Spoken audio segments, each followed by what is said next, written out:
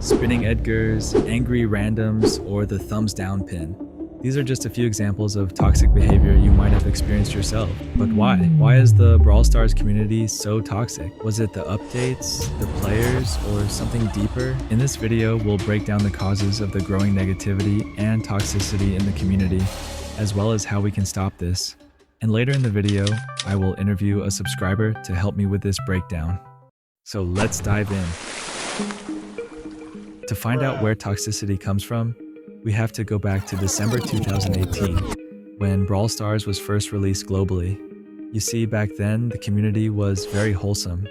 Everybody helped each other push trophies, make friends, and most importantly, have a lot of fun. However, this wouldn't last very long, as on December 19th, 2020, everything changed with the release of a new brawler. Now, this wasn't any new brawler, it was a free one. His name was Edgar.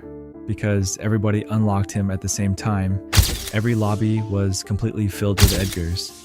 If you even tried starting a match with a different brawler than him, you would just become their prey and get absolutely destroyed. This brawler would go on and terrorize Brawl Stars for the next few days, and the game became, well, completely unplayable. This made a lot of players really angry, and it eventually sparked a level of hate in the community never seen before.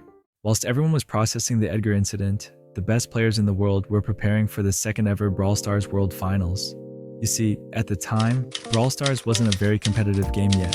However, this year's World Finals would change that. The event was a major success, bringing a lot of attention to the game's competitive scene. This only grew when Brawl Stars saw some major competitive updates, like updates to ranked, better leaderboards, and so on. But little did we know that this increased level of competitiveness would ultimately lead to a lot of toxicity inside the game. Human beings hate losing, it's simply in our DNA. So with the game becoming more and more competitive, people want to lose less and less.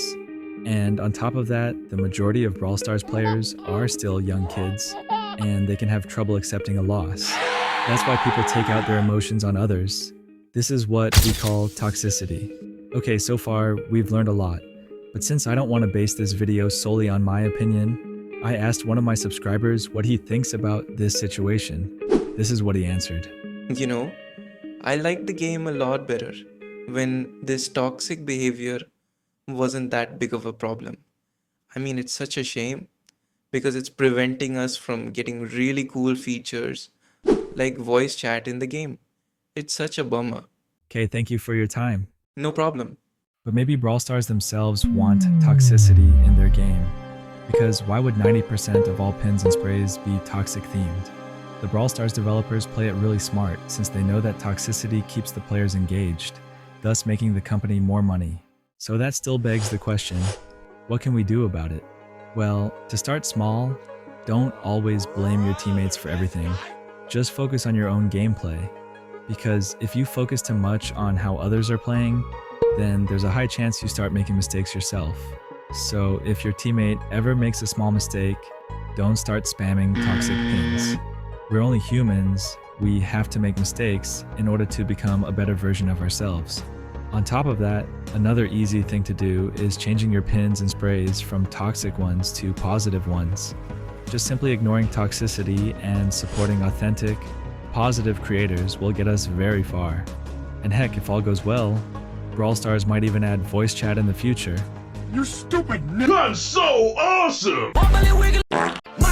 Robin and my